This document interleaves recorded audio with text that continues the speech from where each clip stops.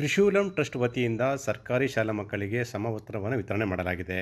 ಮದ್ದೂರು ತಾಲೂಕಿನ ಮಾಲಗಾರನಹಳ್ಳಿ ಗ್ರಾಮದ ಸರ್ಕಾರಿ ಶಾಲೆಯಲ್ಲಿ ವಿದ್ಯಾರ್ಥಿಗಳಿಗೆ ಈ ಕಾರ್ಯಕ್ರಮ ನಡೆಯಿತು. ತ್ರಿಶೂಲ ಟ್ರಸ್ಟ್ನ ಅಧ್ಯಕ್ಷರಾದ ಡಾಕ್ಟರ್ ರಾಘವೇಂದ್ರ ಪುರೋಹಿತ್ ಅವರಿಂದ ಈ ವಿಶೇಷ ಕಾರ್ಯಕ್ರಮವನ್ನು ಆಯೋಜನೆ ಮಾಡಲಾಗಿತ್ತು.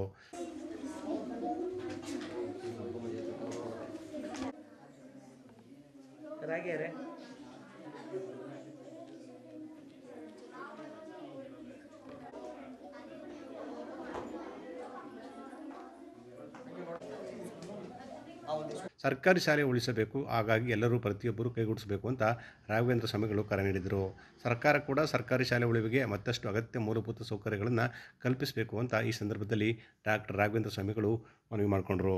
ನಮ್ಮ ತ್ರಿಶೂಲಂ ಧಾರ್ಮಿಕ ಮತ್ತು ಸಾಮಾಜಿಕ ಒಂದು ಸಂಸ್ಥೆ ವತಿಯಿಂದ ಮದ್ದೂರು ತಾಲೂಕಿನ ಮಾಲಗಾರನಹಳ್ಳಿಯ ಒಂದು ವಿಶೇಷವಾಗಿರೋ ಸರ್ಕಾರಿ ಹಿರಿಯ ಪ್ರಾಥಮಿಕ ಶಾಲೆಗೆ ವಿದ್ಯಾರ್ಥಿಗಳಿಗೆ ಸಮವಸ್ತ್ರ ವಿತರಣೆ ಕಾರ್ಯಕ್ರಮವನ್ನು ಮಾಡಿದ್ವಿ.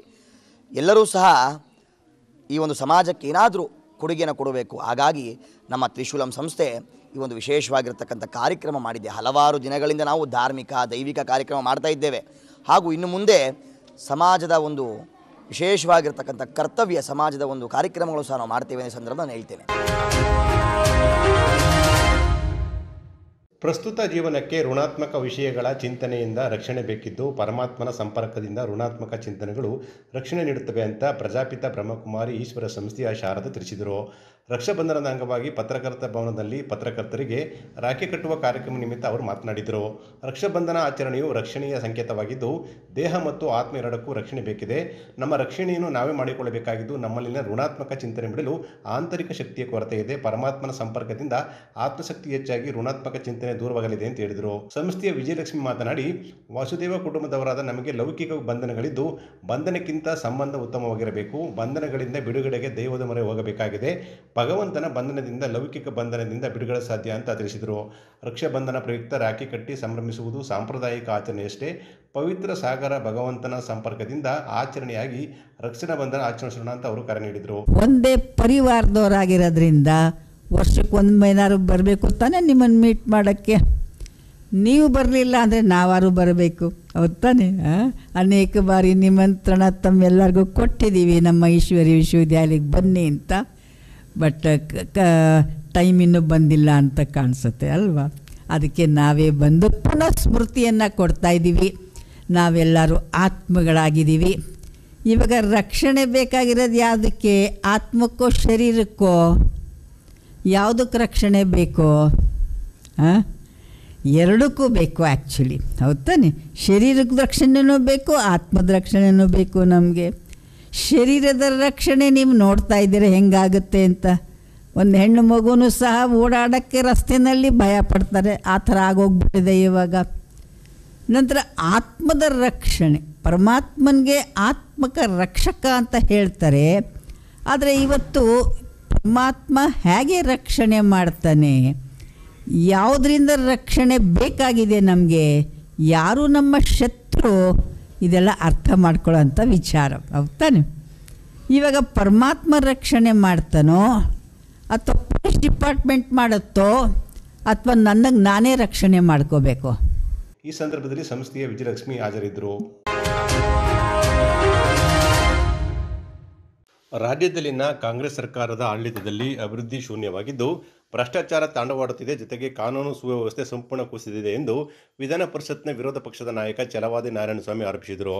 ಮಳವಳ್ಳಿ ಪಟ್ಟಣದ ಭಗವಾನ್ ಬುದ್ಧ ಬಿಇಡಿ ಕಾಲೇಜು ಆವರಣದಲ್ಲಿ ಸುದ್ದಿಗಾರರೊಂದಿಗೆ ಮಾತನಾಡಿದ ಅವರು, ರಾಜ್ಯದಲ್ಲಿ ಕೊಲೆ, ಸುಲಿಗೆ, ದರೋಡೆ ಪ್ರಕರಣಗಳು ಸಾಮಾನ್ಯವಾಗಿದ್ದು, ಭ್ರಷ್ಟಾಚಾರ ಹಿಂದೆಂದಿಗಿಂತಲೂ ಮಿತಿಮೀರಿ ಹೋಗಿದೆ. ಜನಸಾಮಾನ್ಯರು ರೋಸಿ ಹೋಗಿದ್ದಾರೆ. ಬೆಂಗಳೂರು ಸುತ್ತಮುತ್ತಲಂತೂ ಆಸ್ತಿ ಮೌಲ್ಯದ ಆಧಾರದ ಮೇಲೆ ಲಂಚ ವಸೂಲಿ ನಡೆಯುತ್ತಿದ್ದು, ಅಧಿಕಾರಿಗಳು ಜನಪ್ರತಿನಿಧಿಗಳು ಪೈಪೋಟಿಗೆ ಬಿದ್ದು ಜನರ ಸುಲಿಗೆ ಮಾಡ್ತಿದ್ದಾರೆ ಅಂತ ಸರ್ಕಾರದ ವಿರುದ್ಧ ವಾಗ್ದಾಳಿ ನಡೆಸಿದರು. ಇಡೀ ದೇಶದಲ್ಲೇ ಕರ್ನಾಟಕ ಭ್ರಷ್ಟಾಚಾರದಲ್ಲಿ ನಂಬರ್ 1 ಆಗಿದೆ ಎಂದು ಕಾಂಗ್ರೆಸ್ ಶಾಸಕರಾದ ಬಸವರಾಜ ರಾಯರೆಡ್ಡಿ ಹಾಗೂ ರಾಜು ಕಾಗೆ ಹೇಳಿರುವುದು ರಾಜ್ಯ ಸರ್ಕಾರದ ದುರವಸ್ಥೆಗೆ ಸಾಕ್ಷಿಯಾಗಿದ್ದು, ಈ ಎಲ್ಲ ವೈಫಲ್ಯ ಮುಚ್ಚಿಕೊಳ್ಳಲು ಜಾತಿ ಸಮೀಕ್ಷೆ, ಒಳ ಮೀಸಲಾತಿ ವಿಚಾರವನ್ನು ಮುನ್ನೆಲೆಗೆ ತಂದು ಜನರ ಗಮನ ಬೇರೆಡೆಗೆ ಸೆಳೆಯುವ ತಂತ್ರವನ್ನು ಮುಖ್ಯಮಂತ್ರಿ ಸಿದ್ದರಾಮಯ್ಯ ಮಾಡ್ತಿದ್ದಾರೆ ಅಂತ ಗಂಭೀರ ಆರೋಪ ಮಾಡಿದರು. ಆದರೆ ಭ್ರಷ್ಟಾಚಾರದಲ್ಲಿ ಏನೂ ಕಡಿಮೆ ಆಗಿಲ್ಲ. ಭ್ರಷ್ಟಾಚಾರ ಎಲ್ಲ ಕಾಲಕ್ಕಿಂತಲೂ ಕೂಡ ಹೆಚ್ಚು ಭ್ರಷ್ಟಾಚಾರ ಆಗ್ತಾ ಇದೆ. ಬೆಂಗಳೂರು ಸುತ್ತಮುತ್ತಂತೂ ಈಗ ಎಷ್ಟು ಏನು ಅಂತ ಫಿಕ್ಸ್ ಮಾಡಬೇಕಾಗಿಲ್ಲ. ಹೆಂಗೆ ನೀವು ಸೈಟು ತಗೊಳ್ತಿರೋ ಸ್ಕ್ವೇರ್ ಫೀಟ್ ಇದ್ರ ಮೇಲೆ ರೇಟ್ ಮೇಲೆ, ಆ ರೀತಿ ಸ್ಕ್ವೇರ್ ಫೀಟ್ಗಳ ಮೇಲೆ ಲಂಚ ಪ್ರಾರಂಭ ಆಗಿದೆ. ಯಾವುದು ಆಸ್ತಿ, ನಿಮ್ಮ ಆಸ್ತಿ ಎಷ್ಟು ಬೆಲೆ ಬಾಳುತ್ತೆ ಅಂತ ಕೇಳ್ತಾರೆ. 10 ಕೋಟಿ ಬಾಳುತ್ತೆ 1 ಎಕರೆ ಅಂತ ಏನಾದರೂ ಹೇಳಿದ್ರೆ ಆಯಿತು, ನಮ್ಮದು ಇಷ್ಟು ಪರ್ಸೆಂಟೇಜ್ ಕೊಟ್ಟುಬಿಡಿ ಅಂತ. ಏನಂದರೆ ಅವರೇ ಜಮೀನ್ದಾರಿಕೆಯ ವಾರಸುದಾರರಿದ್ದಂಗೆ. ಅಂದರೆ ಈ ಮಟ್ಟಕ್ಕೆ ಅದು ಅಧಿಕಾರಿಗಳಿರ್ಬೋದು, ರಾಜಕಾರಣಿಗಳಿರ್ಬೋದು, ಎಲ್ಲರದ್ದು ಇದು ಸರಿಸಮನಾಗಿ ನಡೀತಾ ಇರ್ತಕ್ಕಂಥ ಒಂದು ವ್ಯವಸ್ಥೆಯಾಗಿ ಸಂಪೂರ್ಣ ಈ ರಾಜ್ಯದ ವ್ಯವಸ್ಥೆಯೇ ಇವತ್ತು ಕೆಟ್ಟು ಹೋಗಿದೆ. ಇದನ್ನು ನಾನು ಹೇಳಬೇಕಾಗಿಲ್ಲ. ಈ ಮಾನ್ಯ ಮುಖ್ಯಮಂತ್ರಿಗಳ ಆರ್ಥಿಕ ಸಲಹೆಗಾರರೊಬ್ಬರಿದ್ದಾರೆ, ಅವರು ಬಸವರಾಜ ರಾಯರೆಡ್ಡಿ ಅಂತ. ಕರ್ನಾಟಕ ಇವತ್ತು ದೇಶದಲ್ಲೇ ನಂಬರ್ 1 ಕರಪ್ಷನ್ ಸ್ಟೇಟ್ ಆಗಿದೆ ಅಂತ ಅವರೇ ಹೇಳಿದ್ದಾರೆ. ತಿರುಗಿ ಅವ್ರು ಯಾರು? ಅವರ ಸಲಹೆಗಾರರು. ಆಮೇಲೆ ಮುಖ್ಯಮಂತ್ರಿಗಳು, ಅವರಿಗೆ ತಲೆ ಸರಿ ಇಲ್ಲ, ಅವರಿಗೆ ಮಾನಸಿಕ ಅಸ್ವಸ್ಥತೆ ಕಾಡ್ತಾ ಇದೆ, ಅವರು ರಾಜೀನಾಮೆ ಕೊಟ್ಟು ಮನೆಯಲ್ಲಿ ಇರಬೇಕು ಅಂತೇಳಿ ರಾಜು ಕಾಗೆ ಅವರು ಹೇಳ್ತಾರೆ. ರಾಜು ಕಾಗೆ ಯಾರು? ಅವರು ಕೂಡ ಕಾಂಗ್ರೆಸ್ನ. ಗೋಷ್ಠಿಯಲ್ಲಿ ರುದ್ರಯ್ಯ, ಯಮದೂರು ಸಿದ್ದರಾಜು, ಅಪ್ಪಾಜಿಗೌಡ, ಬಸವರಾಜು, ಚಿಕ್ಕಣ್ಣ, ದೇವರಾಜು ಸೇರಿದಂತೆ ಇನ್ನಿತರರಿದ್ದರು. ಇದಕ್ಕೂ ಮೊದಲು ಕಾಲೇಜು ಆವರಣದಲ್ಲಿರುವ ಬುದ್ಧ ಬಸವ ಅಂಬೇಡ್ಕರ್ ಅವರ ಪ್ರತಿಮೆಗಳಿಗೆ ಛಲವಾದಿ ನಾರಾಯಣಸ್ವಾಮಿ ಮಾಲಾರ್ಪಣೆ ಮಾಡಿ ಗೌರವ ಸಲ್ಲಿಸಿದರು. ಶ್ರೀರಾಮ ರಾಘವೇಂದ್ರ ಸಜ್ಜನ ಸೇವಾ ಸಮಿತಿ ಟ್ರಸ್ಟ್ ವತಿಯಿಂದ ಕಾವೇರಿ ನಗರ ಶ್ರೀ ರಾಘವೇಂದ್ರ ಸ್ವಾಮಿಗಳ ಮಠದಲ್ಲಿ ಶ್ರೀ ಗುರು ರಾಘವೇಂದ್ರ ಸ್ವಾಮಿಗಳ 354ನೇ ಆರಾಧನಾ ಮಹೋತ್ಸವವನ್ನು ಆಗಸ್ಟ್ 10ರಿಂದ 14ರವರೆಗೆ ಹಮ್ಮಿಕೊಳ್ಳಲಾಗಿದೆ ಅಂತ ಮಠದ ವ್ಯವಸ್ಥಾಪಕರಾದ ಬ್ರಾಹ್ಮಣ್ಯ ತೀರ್ಥ ತಿಳಿಸಿದರು. ಸುದ್ದಿಗಾರರೊಂದಿಗೆ ಮಾತನಾಡಿದ ಅವರು, ಆರಾಧನಾ ಮಹೋತ್ಸವದಲ್ಲಿ ಗುರು ರಾಘವೇಂದ್ರರ ಭಕ್ತರು ಹೆಚ್ಚಿನ ಸಂಖ್ಯೆಯಲ್ಲಿ ಆಗಮಿಸಬೇಕು. ಆಗಸ್ಟ್ 19ರ ಬೆಳಗ್ಗೆ 11ರಿಂದ 12:30ರವರೆಗೆ ವಿದೂಷಿ ಸಹನಾ ಶ್ರೀವತ್ಸ ತಂಡದವರಿಂದ ದೇವರ ನಾಮ ಸಂಗೀತ ಕಚೇರಿ, ಮಧ್ಯಾಹ್ನ 12:40ಕ್ಕೆ, ರಾತ್ರಿ 8:40ಕ್ಕೆ ಮಹಾಮಂಗಳಾರತಿ, ಸಾರ್ವಜನಿಕ ಅನ್ನ ಸಂತರ್ಪಣೆ, 11 ಮತ್ತು 12ರಂದು ನಗರದ ಪ್ರಮುಖ ಬೀದಿಗಳಲ್ಲಿ ಗುರುರಾಯರ ಉತ್ಸವ ಮೆರವಣಿಗೆ, 13ರಂದು ಬೆಳಗ್ಗೆ 8:30ರಿಂದ 12ರವರೆಗೆ ಲೋಕ ಕಲ್ಯಾಣಾರ್ಥವಾಗಿ ಶ್ರೀ ಶ್ರೀನಿವಾಸ ಕಲ್ಯಾಣ ಮಹೋತ್ಸವ, 14ರಂದು ಲೋಕ ಕಲ್ಯಾಣಾರ್ಥವಾಗಿ ಅಷ್ಟಾಕ್ಷರ ಮಂತ್ರ ಹೋಮ ನಡೆಯಲಿದ್ದು, ಬೆಳಗ್ಗೆ 10ರಿಂದ 1ರವರೆಗೆ ರಕ್ತದಾನ ಶಿಬಿರ ನಡೆಯಲಿದೆ. ಸಂಜೆ 6:40ಕ್ಕೆ ನಾಡಿನ ಪ್ರಸಿದ್ಧ ಹಾಸ್ಯ ಕಲಾವಿದರಾದ ಮಿಮಿಕ್ರಿ ಗೋಪಿ ತಂಡದವರಿಂದ ಹಾಸ್ಯ ಕಾರ್ಯಕ್ರಮ ಮತ್ತು ರಾತ್ರಿ 8:40ಕ್ಕೆ ಕಲಾವಿದರಿಗೆ ಸನ್ಮಾನ ಕಾರ್ಯಕ್ರಮ ನಡೆಯಲಿದೆ ಅಂತ ಹೇಳಿದರು. ಕಾರ್ಯಕ್ರಮದ 4 ದಿನಗಳ ಆರಾಧನೆ ಮತ್ತು ಅನ್ನದಾನ ಸೇವೆಗಳಿಗೆ ಭಕ್ತರು ಹೆಚ್ಚಿನ ಸಂಖ್ಯೆಯಲ್ಲಿ ಸಹಾಯ ಮಾಡಬೇಕು ಅಂತ ಅವರು ಮನವಿ ಮಾಡಿಕೊಂಡರು. ನಾಳೆ 10ನೇ ತಾರೀಕಿಂದ ಶ್ರೀ ಗುರು ರಾಘವೇಂದ್ರ ಸ್ವಾಮಿಗಳ 354ನೇ ಆರಾಧನಾ ಮಹೋತ್ಸವವನ್ನು ನಮ್ಮ ಕಾವೇರಿ ನಗರ ರಾಘವೇಂದ್ರ ಸ್ವಾಮಿ ಮಠದಲ್ಲಿ ಆಯೋಜಿಸಲಾಗಿದೆ. ಈ ವರ್ಷ ವಿಶೇಷ ಏನು ಅಂತಂದರೆ 5 ದಿನಗಳ ಕಾಲ ರಾಯರ ಮಠದಲ್ಲಿ ಆರಾಧನೆಯನ್ನು ಹಮ್ಮಿಕೊಂಡಿದ್ದೇವೆ. 3 ದಿನಗಳ ಕಾಲ ರಾಯರ ಆರಾಧನೆ ಇರ್ತದೆ. ಪ್ರತಿನಿತ್ಯದಲ್ಲಿಯೂ ಸಹ ಬೆಳಿಗ್ಗೆ ಮತ್ತು ಸಾಯಂಕಾಲ ತೀರ್ಥಪ್ರಸಾದ ಅಂದರೆ ಅನ್ನದಾನದ ಸೇವೆಯನ್ನು ಹಮ್ಮಿಕೊಂಡಿದ್ದೇವೆ 5 ದಿನಗಳ ಕಾಲವೂ ಸಹ. ಮತ್ತು 5 ದಿನಗಳ ಕಾಲವೂ ಸಹ ವಿವಿಧ ಸಾಂಸ್ಕೃತಿಕ ಕಾರ್ಯಕ್ರಮಗಳು, ಸಂಗೀತ ಕಚೇರಿ ಮತ್ತು 1 ದಿವಸ ಭರತನಾಟ್ಯ ಕಾರ್ಯಕ್ರಮ ಇರುತ್ತದೆ. ಮತ್ತು ಲೋಕ ಕಲ್ಯಾಣಾರ್ಥಕವಾಗಿ 13ನೇ ತಾರೀಕು ಶ್ರೀನಿವಾಸ ಕಲ್ಯಾಣ ಮಹೋತ್ಸವ ಇರ್ತದೆ. ಮತ್ತು 14ನೇ ತಾರೀಕು ಗುರುವಾರ ವಿಶೇಷವಾಗಿ ಅವತ್ತಿನೂ ಸಹ ಲೋಕ ಕಲ್ಯಾಣಾರ್ಥಕವಾಗಿ ಒಂದು ಗುರು ರಾಘವೇಂದ್ರ ಸ್ವಾಮಿಗಳ ಅಷ್ಟಾಕ್ಷರ ಮಂತ್ರ ಹೋಮ ಹಾಗೂ ಅಷ್ಟಾಕ್ಷರ ಮಂತ್ರ ಜಪ ಕಾರ್ಯಕ್ರಮ ಇರ್ತದೆ. ಅವತ್ತು ಒಂದು ಸಮಾಜ ಸೇವೆ, ನಮ್ಮ ಶ್ರೀಮಠದ ಪರವಾಗಿ ಸಮಾಜ ಸೇವೆಯಾಗಲಿ ಎಂಬುದಾಗಿ ಒಂದು ಉದ್ದೇಶವನ್ನು ಇಟ್ಟುಕೊಂಡು ರಕ್ತದಾನ ಶಿಬಿರವನ್ನು ಸಹ ಅವತ್ತು ಹಮ್ಮಿಕೊಂಡಿದ್ದೇವೆ. ಅದೇ ರೀತಿಯಾಗಿ ಸಾಯಂಕಾಲ ಒಂದು ಜೀ ಕನ್ನಡದ ವಾಹಿನಿಯಲ್ಲಿ ಬರ್ತಕ್ಕಂಥ ಮಿಮಿಕ್ರಿ ಗೋಪಿ ಅವರ ತಂಡದಿಂದ ಹಾಸ್ಯ ಕಾರ್ಯಕ್ರಮವನ್ನು ಸಹ ಏರ್ಪಡಿಸಲಾಗಿದೆ. ವಿಶೇಷವಾಗಿ 5 ದಿನಗಳ ಕಾಲದಲ್ಲಿಯೂ ಸಹ ರಾಯರ ಆರಾಧನಾ, ಶ್ರೀನಿವಾಸ ಕಲ್ಯಾಣೋತ್ಸವ ಮತ್ತು ರಾಯರ ಅಷ್ಟಾಕ್ಷರ ಮಂತ್ರ ಹೋಮ ಮತ್ತು ಪ್ರತಿನಿತ್ಯದಲ್ಲೂ ಸಹ ಬೆಳಿಗ್ಗೆ ಮತ್ತು ಮಧ್ಯಾಹ್ನ ಹಾಗೂ ರಾತ್ರಿ ಕಾಲದಲ್ಲಿ ರಥೋತ್ಸವ, ನಗರದ ಪ್ರಮುಖ ಬೀದಿಗಳಲ್ಲಿ ರಥೋತ್ಸವ ನಡೆಯುತ್ತದೆ. ತದನಂತರದಲ್ಲಿ ಮಠದಲ್ಲಿ ಮಹಾಮಂಗಳಾರತಿ, ತೀರ್ಥಪ್ರಸಾದ 2 ಹೊತ್ತೂ ಸಹ ಮಧ್ಯಾಹ್ನ ಹಾಗೂ ರಾತ್ರಿ ಕಾಲದಲ್ಲಿ ಮಹಾಮಂಗಳಾರತಿ ಆದ ನಂತರದಲ್ಲಿ ತೀರ್ಥಪ್ರಸಾದ ವಿನಿಯೋಗ ಇರ್ತದೆ. ಈ ಎಲ್ಲ ಕಾರ್ಯಕ್ರಮಗಳಿಗೂ ಸಹ ಎಲ್ಲ ಭಕ್ತಾದಿಗಳು ಅತಿ ಹೆಚ್ಚಿನ ಸಂಖ್ಯೆಯಲ್ಲಿ ಬಂದು ಈ ಅನ್ನದಾನ ಕಾರ್ಯಕ್ರಮದಲ್ಲಿ ಹಾಗೂ ರಾಯರ ಆರಾಧನೆ ಶ್ರೀನಿವಾಸ ಕಲ್ಯಾಣೋತ್ಸವ ಮಹೋತ್ಸವಕ್ಕೆ ಬಂದು ಹೆಚ್ಚಿನ ರೀತಿಯಲ್ಲಿ ಬಂದು ಸಹಾಯವನ್ನು ಅನೇಕ ವಿಧವಾಗಿರತಕ್ಕಂಥ ದವಸ ಧಾನ್ಯಗಳನ್ನು ಕಾಣಿಕೆ ಕೊಡುವಂತಹ ಮೂಲಕದಿಂದ ಆ ಗುರುರಾಯರ ಆರಾಧನೆಗೆ ಸೇವೆಯನ್ನು ಸಲ್ಲಿಸಿ ಮತ್ತು ಅನ್ನದಾನಕ್ಕೆ ಪಾಲ್ಗೊಂಡು ಅನ್ನದಾನ ಸೇವೆಯಲ್ಲಿ ಮತ್ತು ರಥೋತ್ಸವಕ್ಕೆ ಹಾಗೂ ರಾಯರ ಆರಾಧನೆಗೆ ಎಲ್ಲರೂ ಸಹ ಪಾಲ್ಗೊಂಡು ಆ ಭಗವಂತನ ದರ್ಶನವನ್ನು ಮಾಡಿ ಗೋಷ್ಠಿಯಲ್ಲಿ ಸ್ವಯಂ ಸೇವಕ ಕಾರ್ತಿಕ್ ಉಮೇಶ್ ಉಪಸ್ಥಿತರಿದ್ದರು. ಮಳವಳ್ಳಿ ತಾಲೂಕಿನ ಚಿಕ್ಕಮಾಳಿಗೆ ಕೊಪ್ಪಲು ಗ್ರಾಮದಲ್ಲಿರುವ 2 ದೇವಸ್ಥಾನಗಳಲ್ಲಿ ರಾತ್ರಿ ಸರಳಿ ಕಳ್ಳತನಕ್ಕೆ ಯತ್ನಿಸುವುದರ ಜೊತೆಗೆ ಕಿಡಿಗೇಡಿ ಕಳ್ಳರು ದೇವಸ್ಥಾನದ ಗೋಡೆಯ ಮೇಲೆ ಅನ್ಯ ಧರ್ಮವೊಂದರ ಬರಹ ಬರೆದು ಪರಾರಿಯಾಗಿದ್ದಾರೆ. ಗ್ರಾಮಕ್ಕೆ ಹೊಂದಿಕೊಂಡಂತಿರುವ ಹಾಗೂ ಕಿರುಗಾವಲು ಕಲ್ಕುಣಿ ಮುಖ್ಯ ರಸ್ತೆಯ ಬದಿಯಲ್ಲಿರುವ ಏಳೂರಮ್ಮ ಹಾಗೂ ದಂಡಿನ ಮಾರಮ್ಮ ದೇವಸ್ಥಾನಗಳಲ್ಲಿ ಕೃತ್ಯ ನಡೆದಿದ್ದು 2 ದೇವಸ್ಥಾನಗಳ ಮುಖ್ಯ ದ್ವಾರದ ಬಾಗಿಲು ಬೀಗ ಹೊಡೆದು ಒಳನುಗ್ಗಿರುವ ದುಷ್ಕರ್ಮಿಗಳು ದಂಡಿನ ಮಾರಮ್ಮ ದೇವಾಲಯದಲ್ಲಿ ಯಾವುದೇ ಬೆಲೆ ಬಾಳುವ ವಸ್ತುಗಳು ಇರಲಿಲ್ಲವಾದರೂ ಏಳೂರಮ್ಮ ದೇವಸ್ಥಾನದಲ್ಲಿ ಉಂಡಿಯಲ್ಲಿದ್ದ ಚಿಲ್ಲರೆ ಹಣವನ್ನು ದೋಚಿದ್ದಾರೆ.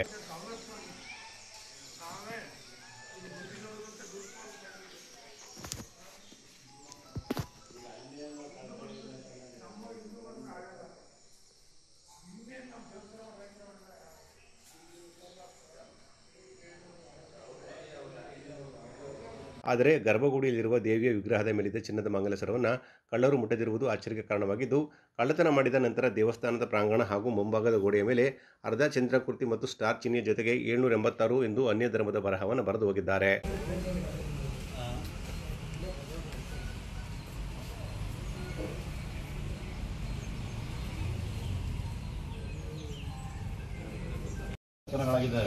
ಈ ಥರ ಕಮ್ಯುನಲ್ಲೂ ಯಾರೂ ಆಗಿಲ್ಲ. ಇದೇ ಫಸ್ಟ್ ಟೈಮ್ ಕಮ್ಯುನಲ್ ಪ್ರಾಬ್ಲಮ್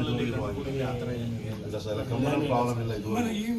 ಗುರುವಾರ ಬೆಳಿಗ್ಗೆ ಪ್ರಕರಣ ಬೆಳಕಿಗೆ ಬರ್ತಿದ್ದಂತೆ ಗ್ರಾಮಸ್ಥರು ದೇವಸ್ಥಾನದ ಮುಂದೆ ಜಮಾಯಿಸಿದ್ದು, ಇದು ದುರುದ್ದೇಶದಿಂದ ಕಿಡಿಗೇಡಿಗಳು ಮಾಡಿರುವ ಕೃತ್ಯವಾಗಿದೆ, ಜೊತೆಗೆ ಗಲಭೆ ಸೃಷ್ಟಿಸಲು ನಡೆಸಿರುವ ಹುನ್ನಾರವೆಂದು ಗ್ರಾಮಸ್ಥರು ಆರೋಪಿಸಿದ್ದಾರೆ. ಸುದ್ದಿ ತಿಳಿದು ಸ್ಥಳಕ್ಕೆ ಆಗಮಿಸಿದ ಜಿಲ್ಲಾ ಪೊಲೀಸ್ ವರಿಷ್ಠಾಧಿಕಾರಿ Mallikarjuna Baladandi, DYSP Krishnappa, circle inspector Shridhar ಅವರು ಭೇಟಿ ನೀಡಿ ಪರಿಶೀಲನೆ ನಡೆಸಿದ್ದಾರೆ. ಸ್ಥಳಕ್ಕೆ ಬೆರಳೆತ್ತು ತಜ್ಞರು ಹಾಗೂ ಶ್ವಾನದಳ ಮತ್ತು ಪೊಲೀಸರು ಭೇಟಿ ನೀಡಿ ಪರಿಶೀಲನೆ ನಡೆಸಿದ್ದು, ಈ ಸಂಬಂಧ ದೇವಾಲಯದ ಅರ್ಚಕರು ನೀಡಿದ ದೂರಿನ ಮೇರೆಗೆ ಕಿರಿಗಾವಲು ಪೊಲೀಸ್ ಠಾಣೆಯಲ್ಲಿ ಪ್ರಕರಣ ದಾಖಲಾಗಿದೆ. ಬಹುರಾಷ್ಟ್ರೀಯ ಮತ್ತು ಕಾರ್ಪೊರೇಟ್ ಕಂಪನಿಗಳು ಕೃಷಿಯೆಡೆಗೆ ಮುಂದಾಗಿದ್ದು, ಕೃಷಿ ಮತ್ತು ರೈತ, ಕಾರ್ಮಿಕ, ದಲಿತ, ಮಹಿಳೆ, ವಿದ್ಯಾರ್ಥಿ, ಯುವಜನರ ಬದುಕಿಗೆ ಮಾರಕವಾಗಿದ್ದು, ಬಹುರಾಷ್ಟ್ರೀಯ ಮತ್ತು ಕಾರ್ಪೊರೇಟ್ ಕಂಪನಿಗಳನ್ನು ದೇಶದಿಂದ ಹೊರದೂಡಲು ಆಗ್ರಹಿಸಿ ಸಂಯುಕ್ತ ಹೋರಾಟ ಕರ್ನಾಟಕದ ವತಿಯಿಂದ ಆಗಸ್ಟ್ 13ರಂದು ಬೆಳಗ್ಗೆ 11 ಗಂಟೆಗೆ ನಗರದ ಜಯಚಾಮರಾಜ ವೃತ್ತದಲ್ಲಿ ಪ್ರತಿಭಟನೆ ನಡೆಸಲಾಗುವುದು ಅಂತ ಕರ್ನಾಟಕ ರಾಜ್ಯ ರೈತ ಸಂಘದ ಜಿಲ್ಲಾಧ್ಯಕ್ಷರಾದ ಎಲ್ ಕೆಂಪುಗೌಡ ತಿಳಿಸಿದರು. ಸುದ್ದಿಗಾರರೊಂದಿಗೆ ಮಾತನಾಡಿದ ಅವರು, ಸ್ವಾತಂತ್ರ್ಯ ಪೂರ್ವದಲ್ಲಿ ಬ್ರಿಟಿಷರನ್ನ ದೇಶದಿಂದ ತೊಲಗಿಸಲು ಆಗಸ್ಟ್ 9ರಂದು ಭಾರತ ಬಿಟ್ಟು ತೊಲಗಿ ಹೋರಾಟದಂತೆ ದೇಶಾದ್ಯಂತ ಬಹುರಾಷ್ಟ್ರೀಯ ಮತ್ತು ಕಾರ್ಪೊರೇಟ್ ಕಂಪನಿಗಳನ್ನು ದೇಶದಿಂದ ಹೊರಗೆ ದೂಡಲು ದೇಶಾದ್ಯಂತ ಬೃಹತ್ ಪ್ರತಿಭಟನೆ ನಡೆಸಲು ಸಂಯುಕ್ತ ಕಿಸಾನ್ ಮೋರ್ಚಾ ಮತ್ತು ಕೇಂದ್ರೀಯ ಕಾರ್ಮಿಕ ಸಂಘಟನೆಗಳು ಜಂಟಿಯಾಗಿ ಕಾರ್ಯ ನೀಡಿದ್ದಾವೆ ಅಂತ ಹೇಳಿದರು. ಬಹುರಾಷ್ಟ್ರೀಯ ಮತ್ತು ಕಾರ್ಪೊರೇಟ್ ಕಂಪನಿಗಳು ದೇಶದ ಆರ್ಥಿಕತೆಯನ್ನು ಖಾಸಗೀಕರಣಗೊಳಿಸಿ ಎಲ್ಲ ಕ್ಷೇತ್ರಗಳಲ್ಲೂ ಲಗ್ಗೆಯಿಡುವ ಮೂಲಕ ದೇಶದ ಸ್ವಾವಲಂಬಿ ಹಾಗೂ ಸಾರ್ವಭೌಮತೆಗೆ ತೊಂದರೆ ಉಂಟು ಮಾಡುತ್ತಿದ್ದಾರೆ. ರೈತ, ಕಾರ್ಮಿಕ, ದಲಿತ, ಮಹಿಳೆ ಮತ್ತು ಯುವಜನ ಸಂಘಟನೆಗಳು ಒಟ್ಟಾಗಿ ಕೇಂದ್ರ ಸರ್ಕಾರದ ಕಾರ್ಪೊರೇಟ್ ನೀತಿ ವಿರುದ್ಧ ಹೋರಾಟ ಮಾಡಬೇಕಾಗಿದೆ ಅಂತ ಅವರು ಹೇಳಿದರು. ಸಂಘಟನೆಗಳ ಸಮನ್ವಯ ಸಮಿತಿ ನಾವು ಮಾಡ್ಕೊಂಡು ಈ ಕಾರ್ಯಕ್ರಮ ಚಳುವಳಿಗಳನ್ನ ಒಟ್ಟುಗೂಡು ಮಾಡ್ತಾಯಿದ್ದೀವಿ. ಅದಕ್ಕೆ ಒಂದು ಉದಾಹರಣೆ ಅಂತ ಅಂದರೆ, ನಾವು ಈ ಕಾಂಗ್ರೆಸ್ ಸರ್ಕಾರ ಸಾಧನೆ ಸಮಾವೇಶ ಮಾಡಿದ ದಿವಸ ಬೆಂಗಳೂರಿನಲ್ಲೆಲ್ಲ ಒಟ್ಟಿಗೆ ಸೇರಿ ದೇವನಹಳ್ಳಿ ಹೋರಾಟಕ್ಕೆ ನಾವೆಲ್ಲ ಕೈ ಜೋಡಿಸ್ಬೇಕು ಅಂತ ಹೇಳಿ ಕೈ ಜೋಡಿಸ್ತೋ. ಆ ನಿಟ್ಟಲ್ಲಿ ನಿಮ್ಮ ಸಹಕಾರದಿಂದಲೂ, ಯಾಕೆಂದರೆ ಪತ್ರಿಕೆಯರ ಸಹಕಾರ ಇಲ್ಲದೋದ್ರೆ ಯಾವುದೇ ಚಳುವಳಿ ಯಶಸ್ವಿ ಆಗೋದಿಲ್ಲ. ನಿಮ್ಮ ಸಹಕಾರದಿಂದಲೂ ಆ ದೇವನಹಳ್ಳಿ ಚಳುವಳಿ ಸಕ್ಸಸ್ ಆಗಿ ಏನು 1777 ಎಕರೆ KIDB ಅವರು ಅಕ್ವೈರ್ ಮಾಡಬೇಕಾಗಿತ್ತು, ಅದನ್ನು ಕೈ ಬಿಟ್ಟಿದೆ ಸರ್ಕಾರ. ಅದಕ್ಕೆ ನಿಮ್ಮ ಸಹಕಾರನೂ ಭಾರಿ ಇದ್ದುದರಿಂದ ನಿಮಗೆಲ್ಲ ಅಭಿನಂದನೆಯನ್ನು ಸಲ್ಲಿಸ್ತಾ, ಏನಿವತ್ತು ಆಗಸ್ಟ್ 9ನೇ ತಾರೀಕು ಬ್ರಿಟಿಷರೇ ಭಾರತ ಬಿಟ್ಟು ತೊಲಗಿ ಕ್ವಿಟ್ ಇಂಡಿಯಾ ಮೂಮೆಂಟಿನ ದಿನ ಇವತ್ತಿಗೆ 83 ವರ್ಷ. ಆ 83 ವರ್ಷದ ಒಂದು ನೆನಪಿಗಾಗಿ ಭಾರತ ಬಿಟ್ಟು ತೊಲಗಿ ಇವತ್ತು ನಾವು ಯಾರನ್ನು ಭಾರತ ಬಿಟ್ಟು ತೊಲಗಿಸ್ಬೇಕು ಅಂದರೆ ಬಹುರಾಷ್ಟ್ರೀಯ ಕಂಪನಿಗಳು, ಕಾರ್ಪೊರೇಟ್ ಕಂಪ್ನಿಗಳು, ಕೃಷಿ ಬಿಕ್ಕಟ್ಟನ್ನು ಉಂಟು ಮಾಡ್ತಾ ಇರ್ತಕ್ಕಂಥ ಕಾರ್ಪೊರೇಟ್ ಕಂಪನಿಗಳು ಹಾಗೂ ಬಹುರಾಷ್ಟ್ರೀಯ ಕಂಪ್ನಿಗಳನ್ನ ನಾವು ನಮ್ಮ ಭಾರತ ಬಿಟ್ಟು ತೊಲಗಿ ಅಂತ ಹೇಳೋವಂಥ ಒಂದು ಕಾರ್ಯಕ್ರಮಕ್ಕೆ ಏನು ಕಿಸಾನ್ ಸಂಯುಕ್ತ ಮೋರ್ಚಾ ಕೊಟ್ಟಿದೆ, ಅದರ ಭಾಗವಾಗಿ ನಮ್ಮ ಸಂಯುಕ್ತ ಹೋರಾಟ ಕರ್ನಾಟಕ ಮಂಡ್ಯದಲ್ಲಿ ಸಂಜಯ್ ವೃತ್ತದಲ್ಲಿ ಸೇರಿ ಕೇಂದ್ರ ಸರ್ಕಾರದ ಪ್ರಧಾನಮಂತ್ರಿ ಅವರ ಪ್ರತಿಕೃತಿಯನ್ನು ದಹನ ಮಾಡೋದು ಇಟ್ಕೊಂಡಿದ್ದೀವಿ. ಗೋಷ್ಠಿಯಲ್ಲಿ ಭರತರಾಜು, ಚಂದ್ರಶೇಖರ್, ಪ್ರೇಮ, CB ಚಂದ್ರಶೇಖರ್, ಅಣ್ಣಯ್ಯ ಸೇರಿದಂತೆ ಇನ್ನಿತರರಿದ್ದರು. ಕರ್ನಾಟಕ ಜನಶಕ್ತಿ ಭೂಮಿ ವಸತಿ ಹಕ್ಕು ವಂಚಿತರ ಹೋರಾಟ ಸಮಿತಿ ಮತ್ತು ಅಕ್ಕಿಪಿಕ್ಕಿ ಸಮುದಾಯ ನಿವಾಸಿಗಳ ಒಕ್ಕೂಟದ ಆಶ್ರಯದಲ್ಲಿ ನಾಮಫಲಕ ಉದ್ಘಾಟನಾ ಸಮಾರಂಭ ಮಂಡ್ಯ ಜಿಲ್ಲೆಯ ಶ್ರೀರಂಗಪಟ್ಟಣ ತಾಲೂಕಿನ ಮಹದೇವಪುರ ಬೋರೆಯಲ್ಲಿ ನಡೆಯಿತು. ಈ ಸಂದರ್ಭದಲ್ಲಿ ಮಾತನಾಡಿದ ಮುಖಂಡರಾದ ಸಿದ್ದರಾಜುರವರು, ಎಲ್ಲ ಪದಾಧಿಕಾರಿಗಳ ಒಗ್ಗಟ್ಟಿನಿಂದ ಶ್ರೀರಂಗಪಟ್ಟಣ ತಾಲೂಕಿನ ಮೊಗರಳ್ಳಿ ಮಟ್ಟದಲ್ಲಿ ಈ ಸಮುದಾಯವನ್ನು 2016ರಲ್ಲಿ ದೌರ್ಜನ್ಯದಿಂದ ಒಕ್ಕಲೆಬ್ಬಿಸಿದ ಸಂದರ್ಭದಲ್ಲಿ ಕರ್ನಾಟಕ ಜನಶಕ್ತಿ ವಸತಿ ನೇತೃತ್ವದಲ್ಲಿ ಮಂಡ್ಯದ ಜಿಲ್ಲಾಧಿಕಾರಿಗಳ ಕಚೇರಿ ಮುಂಭಾಗ ಅಹೋರಾತ್ರಿ ಧರಣಿ ನಡೆಸಿ 2 ಎಕರೆ ಸರ್ಕಾರಿ ಜಮೀನನ್ನು 47 ಕುಟುಂಬಗಳಿಗೆ 30-40ರಂತೆ ಜಿಲ್ಲಾಡಳಿತ ವತಿಯಿಂದ ಮಂಜೂರು ಮಾಡಿಸಲಾಯಿತು ಅಂತ ಅವರು ಹೇಳಿದರು. ಇದೇ ಸಂದರ್ಭದಲ್ಲಿ ಗಣ್ಯರು ನಾಮಫಲಕವನ್ನು ಅನಾವರಣ ಮಾಡಿದರು.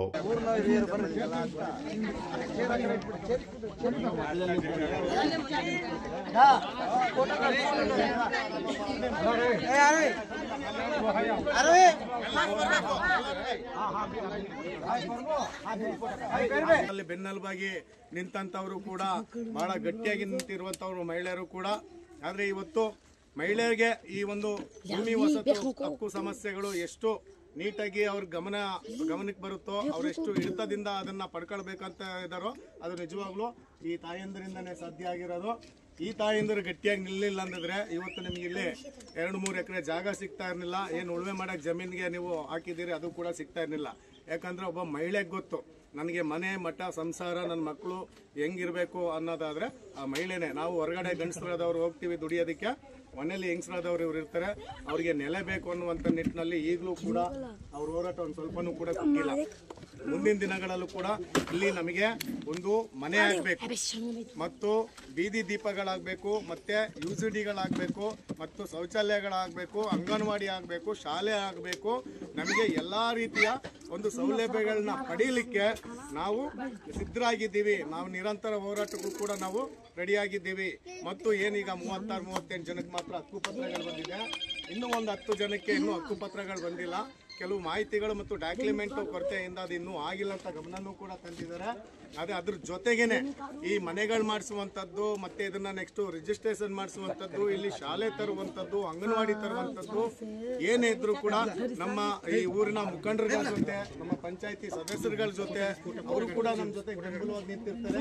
ನಾವೆಲ್ಲ ಸಂಘಟನೆಗಳು ಕೂಡ ಸೇರಿದಂತೆ ಇದು ರಾಜ್ಯ ಮಟ್ಟ ಮತ್ತು ಜಿಲ್ಲಾ ಮಟ್ಟದಲ್ಲೂ ಕೂಡ ಒಂದು ಗಮನ ಸೆಳೆಯುವಂಥ ಒಂದು ಹೋರಾಟವನ್ನು ರೂಪಿಸಿ ಇದನ್ನು ಅತಿ ಶೀಘ್ರದಲ್ಲೇ ಈ ಕೆಲಸ ಆಗಲಿಕ್ಕೆ ನಾವೊಂದು ಚಾಲನೆಯನ್ನು ಇವತ್ತಿಂದನೇ ಕೊಟ್ಟಿದ್ದೀವಿ. ಕಾರ್ಯಕ್ರಮದಲ್ಲಿ ರಾಜ್ಯ ಮುಖಂಡರಾದ ಕುಮಾರ್ ಸಮತಳ ಹಾಗೂ ಅಕ್ಕಿಪಿಕ್ಕಿ ಸಮುದಾಯದ ಅಧ್ಯಕ್ಷರಾದ ಪ್ರಭು, ಗೌರವ ಅಧ್ಯಕ್ಷರಾದ ರೈಸ್ ಕಾರ್ಯದರ್ಶಿ ಚಿಕ್ಕು ಹಾಗೂ ಪದಾಧಿಕಾರಿಗಳಾದ ರುಕೇಶ್, ಕನಿ, ರಾಜು, ಶಶಿಕುಮಾರ್, ಚೆಂಗುಮಣಿ ಹಾಗೂ ಶಾಂತಿ, ಸ್ವಾತಿ, ಭವಾನಿ, ವರಲಕ್ಷ್ಮಿ ಸೇರಿದಂತೆ ಇನ್ನಿತರರಿದ್ದರು. ಮಂಡ್ಯ ನಗರದ ಒಳಾಂಗಣ ಕ್ರೀಡಾಂಗಣದ ಪಕ್ಕದ ಆವರಣದಲ್ಲಿ ವಾಲಿಬಾಲ್ ಮತ್ತು ಇತರ ಕ್ರೀಡಾ ಚಟುವಟಿಕೆಗಳು ನಡೆಯುತ್ತಿದ್ದು, ಈ ಸ್ಥಳದಲ್ಲಿ ಕನ್ನಡ ಭವನ ನಿರ್ಮಾಣ ಮಾಡುವ ನಿರ್ಣಯದಿಂದ ಹಿಂದೆ ಸರಿಯಬೇಕು ಎಂದು ಮಂಡ್ಯ ಜಿಲ್ಲಾ ವಾಲಿಬಾಲ್ ಸಂಸ್ಥೆಯ ಕಾರ್ಯದರ್ಶಿ MK ಸೋಮಶೇಖರ್ ಒತ್ತಾಯಿಸಿದರು. ಸುದ್ದಿಗಾರರೊಂದಿಗೆ ಮಾತನಾಡಿದ ಅವರು, ಮಂಡ್ಯ ನಗರ ಕೇಂದ್ರದಲ್ಲಿ ವಾಲಿಬಾಲ್ ಅಂಕಣ ನಿರ್ಮಿಸಲು ಒಳಾಂಗಣ ಕ್ರೀಡಾಂಗಣದ ಪಕ್ಕದ ಸ್ಥಳ ಬಿಟ್ಟರೆ ಬೇರೆ ಯಾವುದೇ ಸ್ಥಳ ಸೂಕ್ತವಾಗಿಲ್ಲ. ಆದ್ದರಿಂದ ವಾಲಿಬಾಲ್ ಕ್ರೀಡಾಪಟುಗಳಿಗೆ ಸ್ಥಳ ಮೀಸಲಿಡುವಂತೆ ಮನವಿ ಮಾಡಿದರು. ಈಗಾಗಲೇ ಜಿಲ್ಲಾ ಕ್ರೀಡಾಂಗಣದ 400 ಮೀಟರ್ ಅಂತರದ ಕಲಾಭವನ, ಗಾಂಧಿ ಭವನ, ಕರ್ನಾಟಕ ಭವನ, ಶಿಕ್ಷಕರ ಭವನ ಸೇರಿದಂತೆ 7 ಭವನಗಳಿದ್ದು, ನೂತನವಾಗಿ ಕ್ರೀಡಾಂಗಣದ ಅಂಗಣದ ಆವರಣದಲ್ಲಿ ಮತ್ತೊಂದು ಭವನ ನಿರ್ಮಿಸಲು ಮುಂದಾಗಿರುವುದು ಸರಿಯಲ್ಲ ಅಂತ ಹೇಳಿದರು. ಈ ಸ್ಥಳದಲ್ಲಿ ಕರ್ನಾಟಕ ಭವನ ನಿರ್ಮಿಸುವ ನಿರ್ಧಾರ ಕೈಬಿಡುವಂತೆ ಒತ್ತಾಯಿಸಿ ಜಿಲ್ಲಾ ಉಸ್ತುವಾರಿ ಮಂತ್ರಿ ಚಲುವರಾಯಸ್ವಾಮಿ, ಸಂಸದ ಕುಮಾರಸ್ವಾಮಿ, ಶಾಸಕ ರವಿಕುಮಾರ್ ಗೌಡ ಗಣಿಗ, ಜಿಲ್ಲಾಧಿಕಾರಿ ಕುಮಾರ್ ಅವರಿಗೆ ಪತ್ರದ ಮೂಲಕ ಮನವಿ ಮಾಡಲಾಗಿದೆ ಅಂತ ಅವರು ಹೇಳಿದರು. ಥ್ರೋಬಾಲ್, ಖೋಖೋ, ವಾಲಿಬಾಲ್ ಇಂಥ ಹಲವಾರು ಕ್ರೀಡೆಗಳನ್ನ ಆ ಒಂದು ಖಾಲಿ ಜಾಗದಲ್ಲಿ ಪ್ರತಿಯೊಬ್ಬ ಮಕ್ಕಳು ಕೂಡ ಅದನ್ನು ಉಪಯೋಗ ಮಾಡ್ಕೋತಾ ಇದ್ದಾರೆ. ಸೊ ಈ ಸಂದರ್ಭದಲ್ಲಿ ಕನ್ನಡ ಭವನ ನಿರ್ಮಾಣ ಮಾಡೋದಕ್ಕೆ DC ಸಾಹೇಬರು ಈಗ ಎರಡು ದಿನಗಳ ಹಿಂದೆ ಬಂದು ಮೆಜರ್ಮೆಂಟ್ ಹಾಕಿ ಇಲ್ಲಿ ಕನ್ನಡ ಭವನ ಕಟ್ತೀವಿ ಅಂತ ಅವರು ಮುಂದೆ ಹೋಗಿದ್ದಾರೆ. ಸೊ ನಮಗೆ ಆ ವಿಚಾರ ಗಮನಕ್ಕೆ ಬಂದು ಡಿ ಸಿಗೂ ಕೂಡ ನಿನ್ನೆ ಮನವಿ ಪತ್ರನ ಕೊಟ್ಟಿದ್ದೀವಿ. ಡಿ ಸಿ ಕೂಡ ಮನವಿ ಪತ್ರನ ಅರ್ಪಿಸಿದ್ದೀವಿ. ಹಾಗೆ ಮಂಡ್ಯ ಜಿಲ್ಲಾ ಶಾಸಕರು ಕೂಡ ಅವ್ರಿಗೂ ಒಂದು ಮನವಿ ಪತ್ರನ ಕೊಟ್ಟಿದ್ದೀವಿ. ಎಂ ಪಿ ಅವ್ರಿಗೂ ಕೂಡ ಕೊಟ್ಟಿದ್ದೀವಿ. ಈ ಸಂದರ್ಭದಲ್ಲಿ ಕೇಳ್ಕೊಳ್ಳೋದಿಷ್ಟೇ, ಜಿಲ್ಲಾ ಉಸ್ತುವಾರಿ ಮಂತ್ರಿ ಕೂಡ ಒಂದು ಮನವಿ ಪತ್ರನ ಅರ್ಪಿಸಿದ್ದೀವಿ. ಈ ಸಂದರ್ಭದಲ್ಲಿ ನಾನು ಕೇಳ್ಕೊಳ್ಳೋದಿಷ್ಟೇ ತಮ್ಮಲ್ಲಿ, ಇದು ಯಾವುದೇ ರೀತಿಯ ಸ್ವಂತಕ್ಕೆ ನಾವು ಬಳಕೆ ಮಾಡ್ತಾಯಿಲ್ಲ. ಮಂಡ್ಯ ಜಿಲ್ಲೆಯಲ್ಲಿ ಭಾಳಷ್ಟು ಕಡಿಮೆ ಕ್ರೀಡೆ ಆವರಣ ಇರೋದರಿಂದ ತಾವು ದಯಮಾಡಿ ಈ ಒಂದು ಕನ್ನಡ ಭವನ ಏನು ನಿರ್ಮಾಣ ಮಾಡೋದಕ್ಕೆ ಮುಂದೆ ಹೊರಟಿದ್ದಾರೆ ಅದನ್ನು ದಯವಿಟ್ಟು ತಡಿಬೇಕು ಅಂತ ಹೇಳ್ತಾ ಇದ್ದೀನಿ. ಏನಕ್ಕೆ ಅಂದರೆ ಮುಂದಿನ ಪೀಳಿಗೆಗೆ ಒಂದು ಕ್ರೀಡಾ ಚಟುವಟಿಕೆಗೆ ಇರುವಂಥ ಜಾಗ ತುಂಬ ಕಡಿಮೆ ಇರೋದ್ರಿಂದ ಅವರು ಮಂಡ್ಯ ಭವನ ಬೇರೆ ಕಡೆ ಎಲ್ಲಾದರೂ ಕಟ್ಕೊಳ್ಳಿ ಅಂತ ಈ ಮೂಲಕ ತಮ್ಮಲ್ಲಿ ಹಿರಿಯ ಹಾಗೂ ಕಿರಿಯ ವರದಿಗಾರರಲ್ಲಿ ವಿನಂತಿ ಮಾಡ್ತಾಯಿದ್ದೀನಿ. ನಿಮ್ಮೆಲ್ಲ ಸಹಕಾರ ಸಂಪೂರ್ಣ ನಮಗಿರಲಿ. ಮಂಡ್ಯದ ಕ್ರೀಡಾಪಟುಗಳಿಗೆ ಉತ್ತೇಜನ ಕೊಡಲಿ ಅಂತ ಹಾರೈಸ್ತಾ ನಮ್ಮ ಮನವಿ ಪತ್ರನ ನಿಮಗೂ ಅರ್ಪಿಸಿದ್ದೀವಿ. ತಾವು ಇದಕ್ಕೆ ಯಾವ ರೀತಿ ಸ್ಪಂದನೆ ಮಾಡ್ತಿರೋ. ಗೋಷ್ಠಿಯಲ್ಲಿ ಸಂಸ್ಥೆಯ ಜಂಟಿ ಕಾರ್ಯದರ್ಶಿ ಸೋಮಶೇಖರ್, ಮಂಡ್ಯ ಜಿಲ್ಲಾ ಜುಡೋ ಅಸೋಸಿಯೇಷನ್ ಪ್ರಧಾನ ಕಾರ್ಯದರ್ಶಿ ಜಿ ಕುಬೇರ, ನಾರಾಯಣ್ ಉಪಸ್ಥಿತರಿದ್ದರು.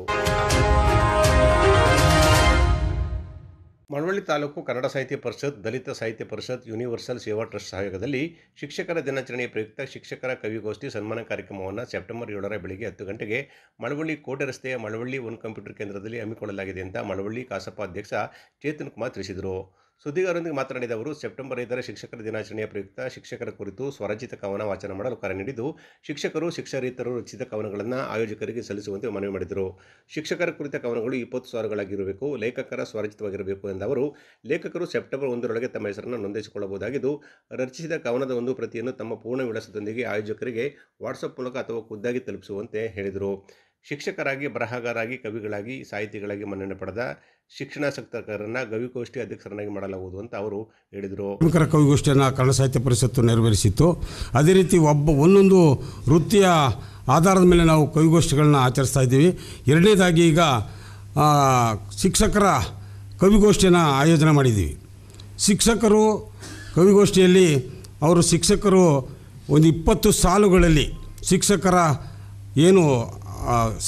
ಬಗ್ಗೆನೇ 20 ಸಾಲುಗಳಲ್ಲಿ ವಾಚನವನ್ನು ಮಾಡ್ತಕ್ಕಂಥ ಕಾರ್ಯಕ್ರಮವನ್ನು ನಾವು ಹಮ್ಮಿಕೊಂಡಿದ್ದೀವಿ. ಈ ಸ್ಥಳ ಸೆಪ್ಟೆಂಬರ್ 5 ಶಿಕ್ಷಕರ ದಿನಾಚರಣೆ ಇದೆ. 7 ಇದನ್ನು ಮಳವಳ್ಳಿ ಕೋಟೆ ಯೂನಿವರ್ಸಲ್ ಟ್ರಸ್ಟ್ ಆಫೀಸ್ಗಳಲ್ಲಿ ನಿರ್ವಹಿಸ್ತಾ ಇದ್ದೀವಿ. ಇಲ್ಲಿ 1 ಸೆಪ್ಟೆಂಬರ್ 1 ಆಸಕ್ತ ಎಲ್ಲ ಕವಿಗಳು ತಮ್ಮ ಹೆಸರುಗಳನ್ನು ನೋಂದಾಯಿಸಿಕೊಳ್ಳೋದ್ರ ಮೂಲಕ ಈ ಕಾರ್ಯಕ್ರಮವನ್ನು ಯಶಸ್ವಿಯಾಗಿ ನಡೆಸಲು ಎಲ್ಲ ಜಿಲ್ಲೆ ಮತ್ತು ತಾಲೂಕು ಎಲ್ಲ ಕವಿಗಳಲ್ಲಿ ಭಾಗವಹಿಸಬೇಕು. ಮತ್ತು ಇದರ ಉದ್ದೇಶ ನಮ್ಮ ಕವಿಗಳು ಕನ್ನಡ ಸಮಾಜದಲ್ಲಿರ್ತಕ್ಕಂಥ ಅಂಕು ಡೊಂಕುಗಳನ್ನು ತಿದ್ದಿ ಅದನ್ನು ಸಮಾಜವನ್ನು ಸುಧಾರಣೆಗೆ ತರ್ತಕ್ಕಂಥ ಉದ್ದೇಶದಿಂದ ಈ ಕವಿ ವಾಚನವನ್ನು ಬರೆಯೋದ್ರ ಮೂಲಕ ಸಮಾಜವನ್ನು ಪರಿವರ್ತನೆ ಮಾಡ್ತಕ್ಕಂಥ ನಿಟ್ಟಿನಲ್ಲಿ ಈ ಕಾರ್ಯಕ್ರಮವನ್ನು ನಾವು ಹಮ್ಮಿಕೊಂಡಿದ್ದೀವಿ. ಈ ಒಂದು ನಿಟ್ಟಿನಲ್ಲಿ ತಾವೆಲ್ಲರೂ ಪತ್ರಿಕಾ ಮಾಧ್ಯಮದವರು ಇದಕ್ಕೆ ಸಹಕಾರವನ್ನು ಕೊಡೋದ್ರ ಜೊತೆಗೆ ಮತ್ತು ಎಲ್ಲ ಜಿಲ್ಲೆ ಎಲ್ಲ ಕವಿ ವಾಚನ ಮಾಡ್ತಕ್ಕಂಥವರು ಇದರಲ್ಲಿ ಹೆಸರನ್ನು ಫೋನ್ ಮೂಲಕ ಆಗಲಿ ನಮ್ಮ ಕಾರ್ಯದರ್ಶಿಗಳ ಮೂಲಕವಾಗಲಿ ಆಯ್ಕೆ ಮಾಡಿಕೊಳ್ಬೇಕು ಅಂತೇಳಿ ಕಾರ್ಯಕ್ರಮನ ಯಶಸ್ವಿ ಮಾಡಿಕೊಡ್ಬೇಕು ಅಂತೇಳಿ ತಮ್ಮೆಲ್ಲರಲ್ಲೂ ಮನವಿ ಮಾಡಿಕೊಡ್ತೀವಿ. ಹೆಚ್ಚಿನ ಮಾಹಿತಿಗೆ TM ಪ್ರಕಾಶ್, ದೂರವಾಣಿ ಸಂಖ್ಯೆ 9741253646ಗೆ ಸಂಪರ್ಕಿಸಲು ಕೋರಿದರು. ಗೋಷ್ಠಿಯಲ್ಲಿ ಪ್ರಕಾಶ್, ಉರುಗಲವಡಿ ರಾಮಯ್ಯ, ಚುಂಚಣ್ಣ, ಬೋರಯ್ಯ ಹಾಗೂ ರಾಜು ಇದ್ದರು. ಮಕ್ಕಳಿಗೆ ಯಾವ ಕ್ಷೇತ್ರದಲ್ಲಿ ಆಸಕ್ತಿ ಇದೆಯೋ ಆ ಕ್ಷೇತ್ರದಲ್ಲೇ ತೊಡಗಿಸಿಕೊಳ್ಳಲು ಪೋಷಕರು ಪ್ರೋತ್ಸಾಹ ನೀಡಬೇಕು ಅಂತ ರಾಷ್ಟ್ರಮಟ್ಟದ ಈಜು ಕ್ರೀಡಾಪಟು ಡಾಕ್ಟರ್ ಉತ್ತರ್ ಸುರೇಶ್ ಕಿವಿ ಮಾತು ಹೇಳಿದರು.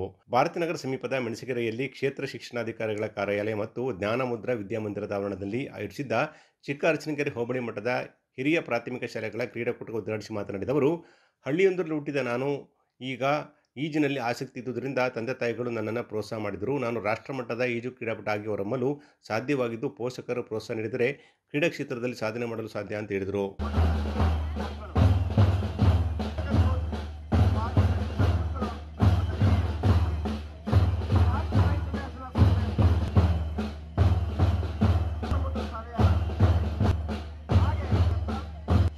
ಕ್ರೀಡಾಕೂಟದ ಧ್ವಜಾರೋಹಣ ನೆರವೇರಿಸಿ ಕ್ಷೇತ್ರ ಶಿಕ್ಷಣಾಧಿಕಾರಿ ಧನಂಜಯ್ ಮಾತನಾಡಿ, ಪ್ರತಿಭೆ ಎಲ್ಲ ಮಕ್ಕಳಲ್ಲಿರುತ್ತದೆ, ಅದನ್ನು ಗುರುತಿಸಿ ಹೊರತರುವುದು ಪಾಲಕರು ಹಾಗೂ ಶಿಕ್ಷಕರ ಕರ್ತವ್ಯ ಅಂತ ಹೇಳಿದರು. ಈ ಸಂದರ್ಭದಲ್ಲಿ ಸಂಸ್ಥೆಯ ಕಾರ್ಯದರ್ಶಿ ಶಿವಮ್ಮ ಶಿವಕುಮಾರ್, ತೇಜಸ್ವಿನಿ ತಿಪ್ಪುರೇಗೌಡ, ಪ್ರಭು ಸುರೇಶ್, ಬೋರೇಗೌಡ, ಪಾರ್ವತಮ್ಮ, ರಮೇಶ್ ಸೇರಿದಂತೆ ಅನೇಕರಿದ್ದರು.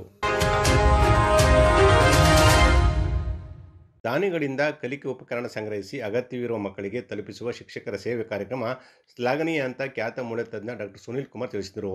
ಹಲಗೂರು ಭಿಕ್ಷು ಮಠದ ಸಭಾಂಗಣದಲ್ಲಿ ಸಂಜೆ ತಂದೆ ತಾಯಿ ಇಲ್ಲದ ವಿದ್ಯಾರ್ಥಿಗಳಿಗೆ ಆಯೋಜನೆ ಮಾಡಲಾಗಿದ್ದ ವಸ್ತ್ರ, ನೋಟ್ ಪುಸ್ತಕ ಮತ್ತು ಕಲಿಕಾ ಉಪಕರಣ ವಿತರಣಾ ಕಾರ್ಯಕ್ರಮದಲ್ಲಿ ಭಾಗವಹಿಸಿ ಮಾತನಾಡಿದ ಅವರು ಈ ವಿಚಾರವನ್ನು ತಿಳಿಸಿದರು. ಡಾಕ್ಟರ್ ಅರುಣಕುಮಾರ್ ಮಾತನಾಡಿ, ನಗು ಫೌಂಡೇಶನ್ ವತಿಯಿಂದ ಸರ್ಕಾರಿ ಶಾಲೆಗಳಲ್ಲಿ ಉಚಿತವಾಗಿ ದಂತ ತಪಾಸಣೆ ಕಾರ್ಯಕ್ರಮ ಆಯೋಜಿಸುತ್ತಿದ್ದು, ಆಸಕ್ತರು ಮನವಿ ನೀಡಿದರೆ ಸರ್ಕಾರಿ ಶಾಲೆಗಳಲ್ಲಿ ಉಚಿತ ಶಿಬಿರ ಆಯೋಜಿಸಲಾಗುವುದು ಅಂತ ಹೇಳಿದರು. ಈ ರೀತಿ ಮಕ್ಕಳಿದ್ದಾರೆ ಸರ್, ಮಕ್ಕಳಿಗೆ ಯಾವ ರೀತಿ ಮಾಡ್ತಾ ಇದ್ದೀರಿ, ಮುಂದಕ್ಕೆ ಏನು ಮಾಡಬೇಕು ಅಂತಿದ್ದೀರಿ, ಮಕ್ಕಳನ್ನ ಎಲ್ಲಿರ್ತಾರೆ, ಅವ್ರ ಊಟದ ವ್ಯವಸ್ಥೆ ಹೆಂಗಿದೆ, ಬಟ್ಟೆ ವ್ಯವಸ್ಥೆ ಯಾವ ರೀತಿ ಇದೆ, ಹಾಸ್ಟೆಲ್ ಫೆಸಿಲಿಟಿನ, ವಿದ್ಯಾಭ್ಯಾಸಕ್ಕೆ ಹೆಲ್ಪ್ ಮಾಡಬೇಕಾ ಅದನ್ನು ಕೇಳಿದ್ರು. ಇಲ್ಲ ಸರ್, ಅದೆಲ್ಲ ಡಿಸ್ಕಸ್ ಮಾಡಿ ನಾವು ಮುಂದಕ್ಕೆ ಮಾಡೋಣ ಅಂತ ಒಂದು ಆಪ್ಷನ್ ಕೊಟ್ಟಿದ್ದಾರೆ ಅವರು. ಸೊ ಅವರು ನಮಗೆ ಆಯಿತು ಸರ್, ನಮ್ಮ ಈ ಕಡೆ ನೀವು ಮಾಡಿ ಅಂತಂದರೆ ಮಕ್ಕಳ ಜೀವನ, ಯಾಕೆಂದರೆ ಯಾವುದೇ ಮಕ್ಕಳು ಇವತ್ತಿನ ದಿನ ತಂದೆ ತಾಯಿ ಇಲ್ಲ ಅಂದರೆ ನೆಗ್ಲಿಜೆನ್ಸ್ ಜಾಸ್ತಿ ಇರುತ್ತೆ. ಅವ್ರ ಅಜ್ಜಿ ತಾತ ಇರ್ಬೋದು, ಇಲ್ಲ ಬೇರೆ ಸಂಬಂಧಿಕ ಯಾರೇ ಇರ್ಬೋದು, ಆ ಮಟ್ಟಿಗೆ ಅಷ್ಟು ಇಂಟ್ರೆಸ್ಟಿಂದ ಅಷ್ಟು ಕಳಕಳಿಯಿಂದ ನೋಡ್ಕೊಡೋದು. ಸ್ಕೂಲಿಗೆ ಹೋದ್ರೆ ಬಂದ ಏನೋ ವಿದ್ಯಾಭ್ಯಾಸ ಮಾಡಬೇಕು, ಹೋಗಿ ಬರ್ತಾರೆ ಆ ರೀತಿ ಇರುತ್ತೆ. ಮತ್ತು ಇನ್ನೊಂದು ಶಾಲೆ ಕಳಿಸ್ಬೇಕು. ಆ ಥರ ಮಕ್ಕಳಿಗೆ ನಾನು ತಿಳಿದಿರೋ ಪ್ರಕಾರ ಸರ್ಕಾರಿ ಶಾಲೆ ಒಂದೇ ಆಪ್ಷನ್ ಇರ್ತಾರೆ. ಕಾರ್ಯಕ್ರಮ ಆಯೋಜಕರಾದ ಸುಂದರಪ್ಪ ಲಿಂಗಪಟ್ಟಣ ಮಾತನಾಡಿ, ಯಾವುದೇ ಜಾತಿ ಧರ್ಮ ಭೇದ ಎಣಿಸದೆ ತಾಲೂಕಿನಲ್ಲಿ ತಂದೆ ತಾಯಿ ಇಲ್ಲದ ಸುಮಾರು 60ಕ್ಕೂ ಹೆಚ್ಚು ವಿದ್ಯಾರ್ಥಿಗಳನ್ನು ಗುರುತಿಸಲಾಗಿದೆ. ಎಲ್ಲರಿಗೂ ಪ್ರತಿ ವರ್ಷ ದಾನಿಗಳಿಂದ ಸಂಗ್ರಹಿಸಿ ಕೈಲಾದ ಪರಿಕರಗಳನ್ನು ವಿತರಿಸಿ ವಿದ್ಯಾರ್ಥಿಗಳ ವಿದ್ಯಾಭ್ಯಾಸಕ್ಕೆ ಶ್ರಮಿಸಲಾಗುತ್ತಿದೆ ಅಂತ ಅವರು ಹೇಳಿದರು. ತಂದೆ ತಾಯಿ ಕಳೆದುಕೊಂಡ ಮಕ್ಕಳ ಬದುಕು ಮುದುಡಿ ಹೋಗಬಾರದು. ಎಲ್ಲ ವಿದ್ಯಾರ್ಥಿಗಳು ಗುಣಮಟ್ಟದ ಶಿಕ್ಷಣ ಪಡೆದು ಸಮಾಜದ ಮುಖ್ಯವಾಹಿನಿಗೆ ಬರಬೇಕು. ಜೀವ ಇರುವವರೆಗೂ ಇಂಥ ವಿದ್ಯಾರ್ಥಿಗಳ ಊರುಗೋಲಾಗಿ ನಿಲ್ಲುವುದು ನಮ್ಮ ಆಶಯ ಅಂತ ಅವರು ಹೇಳಿದರು. ವ್ಯವಸಾಯ ಮಾಡಬೇಕು, ಸಾವಯವ ಪದಾರ್ಥನ ಮಾತ್ರ ಬೆಳೆದು ಜನಕ್ಕೆ ಕೊಟ್ಟರೆ ಒಂದು ಒಳ್ಳೆಯದಾಗ್ತಾ ಇದ್ದರೆ ಇಷ್ಟಿಲ್ಲ. ನಾವು ಕಾರ್ಯಕ್ರಮಗಳೆಲ್ಲ ಒಂದು ಹೊರಟಿದ್ದೀವಿ, ಅದರಲ್ಲಿ ಯಶಸ್ಸು ಸಾಧಿಸ್ತಾ ಇದ್ದೀವಿ. ಯಾರೂ ಒಂದು ನಾಟಿ ಹಸು ಸಾಕಿದ್ರೆ, ಈ ಇಲ್ಲಿಯವರು ಬಂದಿರೋದು ಒಂದು ಮಾತು, ಒಂದು ನಾಟಿ ಹಸು ಸಾಕಿದ್ರೆ ಆ ಹಸುವಿನಿಂದ ಬರ್ತಕ್ಕಂಥ ಉತ್ಕೃಷ್ಟವಾದ ಕ್ಯಾಲ್ಸಿಯಂ, ಬಹುಶಃ ನಿಮಗೆ ಮೂಳೆ ವೈದ್ಯರ ಹತ್ರ ಹೋದಾಗ ಕ್ಯಾಲ್ಸಿಯಂ ಬಗ್ಗೆ ನೀವು ಡಿಫಿಷಿಯನ್ಸಿ ಬಗ್ಗೆ ಹೋಗಿ ಅದು ನಮ್ಮ ಹಸಿಮೇಷನಲ್ಲಿ ಸಿಗಲ್ಲ. ನಾಟಿ ಹಸುವಿನ ಹಾಲು ಅದ್ರಲ್ಲಿ ಬರ್ತಾ ಸಗಣಿ ಗಂಜಲದಿಂದ ತರಕಾರಿ ಸೊಪ್ಪು ಬೆಳೆಗಳು ನಿಮ್ಮ ಆರೋಗ್ಯ ವೃದ್ಧಿ ಆಗಿದೆ. ಇದು ನಮ್ಮ ವಿಷಮುಕ್ತ ಆಹಾರ, ಇದು ನಮ್ಮ ಧ್ಯೇಯ ಇಟ್ಕೊಂಡು ಮಾಡ್ತೀವಿ. ಈ ಸಂದರ್ಭದಲ್ಲಿ Shashikala, doctor Arunkumar, doctor Vivek Mathapati, doctor Manohar, K Kumar, Padmanabh ಹಾಗೂ ಇನ್ನಿತರರಿದ್ದರು. ಧರ್ಮಸ್ಥಳ ಗ್ರಾಮದಲ್ಲಿನ ಪ್ರಕರಣಗಳ ಸಂಬಂಧ SIT ಸಮರ್ಪಕ ತನಿಖೆ ನಡೆಸಿ ಸತ್ಯಾಸತ್ಯತೆ ಹೊರತರಲು ಮುಂದಾಗಬೇಕು ಅಂತ ಪ್ರೊಫೆಸರ್ MD ನಂಜುಂಡಸ್ವಾಮಿ ವಿಚಾರ ವೇದಿಕೆಯ ರಾಜ್ಯ ಸಂಚಾಲಕ ಹಲ್ಲೆಗೆರೆ ಶಿವರಾಮು ಒತ್ತಾಯಿಸಿದರು. ಸುದ್ದಿಗಾರರೊಂದಿಗೆ ಮಾತನಾಡಿದ ಅವರು, ಅಲ್ಲಿನ ಪ್ರಬಲರು ಸ್ಥಳೀಯರನ್ನು ಕೊಂದು ಒಕ್ಕಲೆಬ್ಬಿಸುವ ಮೂಲಕ ಭೂಮಿ ಲಪಡಿಸುತ್ತಿದ್ದಾರೆ ಎಂದು ದೂರಿದರು. SIT ತನಿಖೆ ನಡೆಯುವ ವೇಳೆ ಕೆಲವರು ಕೋಮು ಸಂಘರ್ಷ ಸೃಷ್ಟಿ ಮಾಡುತ್ತಿದ್ದು, ಅಂಥವರ ವಿರುದ್ಧ ಕಠಿಣ ಕ್ರಮ ಕೈಗೊಳ್ಳಬೇಕು ಅಂತ ಅವರು ಆಗ್ರಹಿಸಿದರು. ಸುಮಾರು 4 ದಶಕಗಳ ಕಾಲ ಧರ್ಮಸ್ಥಳದಲ್ಲಿ ನಡೆದಿರುವ ಎಲ್ಲ ಘಟನೆಗಳು ಕೂಡ ಅಲ್ಲಲ್ಲೇ ಮುಚ್ಚೋಯ್ತವೆ, ಸಾಕ್ಷಿ ಇಲ್ದೇನೆ ಅಂತಾರೆ. ಹೀಗೆ ಆಗಿ ಅನೇಕ ಅತ್ಯಾಚಾರಗಳು, ಕೊಲೆಗಳು, ಭೂಮಿಗಾಗಿ, ಹೆಣ್ಣಿಗಾಗಿ, ಹೊನ್ನಿಗಾಗಿ ಅನೇಕ ಘಟನೆಗಳು ನಡೆದರೂ ಕೂಡ ಇದುವರೆಗೂ ಯಾವುದೇ ತನಿಖಾ ಸಂಸ್ಥೆ, CBI ಆಗಲಿ ಅಥವಾ SITಗಳಾಗಲಿ ಇಷ್ಟುವರೆಗೆ ನಡ್ಕೊಂಡು ಬಂದವು ಯಾವೂ ಕೂಡ ಸಾಬೀತುಪಡಿಸೋಕ್ಕಾಗಲಿಲ್ಲ. ಕೊನೆಗೆ CBI ಮಾತ್ರ ಒಂದು ಸೌಜನ್ಯ ಕೊಲೆ ಕೇಸ್ನಲ್ಲಿ ಇದು ನಿರಪರಾಧಿ ಹುಡುಗ, ಇವನೇನು ಇದರಲ್ಲಿ ಪಾತ್ರ ಇಲ್ಲ ಅಂಥೇಳಿ ಜಡ್ಜ್ಮೆಂಟ್ ಕೊಡ್ತದೆ. ಆದರೆ ಅದು ಕೂಡ ಮತ್ತೆ ಅದು ತನಿಖೆಗೆ ರಾಜ್ಯ ಸರ್ಕಾರ ಆಗಲಿ ಯಾವುದು ಕೈಗೊಳ್ಳೋದಿಲ್ಲ. ಈಗ ಏನೋ ಒಂದು ರೀತಿ ಒಂದು ಶಕ್ತಿಯಾಗಿ ಸೌಜನ್ಯ ಎಲ್ಲ ಹೋರಾಟಗಾರರಿಗೆ ಶಕ್ತಿ ತುಂಬಿ ಎಲ್ಲ ಹೋರಾಟಗಾರರು ಒಂದು ಏನೋ ದೊಡ್ಡ ಮಟ್ಟದಲ್ಲಿ ಹೋರಾಟ ಮಾಡಲಾಗಿ ಅಲ್ಲಿ ನಡೆದು ಫಸ್ಟು ಸ್ಟಾರ್ಟ್ ಮಾಡಿದವರೇ ಹಿಂದೂ ಸಂಘಟನೆಗಳ ಮುಖಂಡರು ಸ್ಟಾರ್ಟ್ ಮಾಡಿ ಅದ್ರ ವಿರುದ್ಧ ಹೋರಾಟ ಮಾಡಿ ದೊಡ್ಡ ಮಟ್ಟದಲ್ಲಿ ಒಂದು ಚಳುವಳಿಯನ್ನು ಕಟ್ತಾರೆ. ಅಲ್ಲಿ ದಶಕಗಳ ಕಾಲ ಚಳುವಳಿಯನ್ನು ಮಾಡ್ತಾರೆ. ಆದರೆ ಆ ಚಳುವಳಿಗೆ ಯಾರೂ ಹಿಂದೆ ಕೊಡೋದಿಲ್ಲ BJPಯವರು. ಈಗ ಅದೇ ಹಿಂದೂ ಸಂಘಟನೆಗಳು ಹೋರಾಟ ಮಾಡಿ ಯೂಟ್ಯೂಬರ್ಸ್ ಅವರೆಲ್ಲ ಇದು ಮಾಡಿದ್ರೆ ಆ ಯೂಟ್ಯೂಬರ್ಸ್ ಮೇಲೆ ಹೋಗಿ ಗಲಾಟೆಯಾಗಿ ಮಾಡ್ತಾರೆ. ಎಲ್ಲ ಹೊಡೆತ ಮತ್ತು ಮರಣಾಂತಿಕ ಅಲೆಗಳನ್ನು ಮಾಡಿದ್ರು ಕೂಡ ಎಲ್ಲ ಮಾಧ್ಯಮದವರು ಒಂದು ಅವ್ರು ಏನು ಯಾವಕ್ಕೋಸ್ಕರ ಸುಮ್ಮನೆ ಇದ್ದಾರೋ ಅಂತ ಗೊತ್ತಾಗಲಿಲ್ಲ.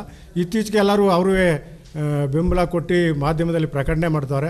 ಆದರೆ ರಾಜಕೀಯ ಪಕ್ಷದವರಂತೂ ಸುಮ್ಮನೆ ಇದ್ದರು. ಕೊನೆಗೆ SIT ಎಲ್ಲ ಹೋರಾಟದಿಂದ SIT ರಚನೆ ಆಯಿತು. SIT ರಚನೆಯಾಗಿ ಏನೋ ಒಂದು ಪ್ರಣಬ್ ಮೊಹಂತಿಯವರ ನಾಯಕತ್ವದಲ್ಲಿ ಒಂದು ಏನೋ ಒಂದು ಈ ದೇಶದಲ್ಲಿ ಒಂದು ಆ ಭಾಗದ ಜನರ ಅಭಿಪ್ರಾಯ. ಗೋಷ್ಠಿಯಲ್ಲಿ ಜಿಲ್ಲಾ ಸಂಚಾಲಕ ಬೋರ್ಲಿಂಗೇಗೌಡ, ತಾಲೂಕು ಸಂಚಾಲಕ ದೊರಸ್ವಾಮಿ ಇದ್ದರು.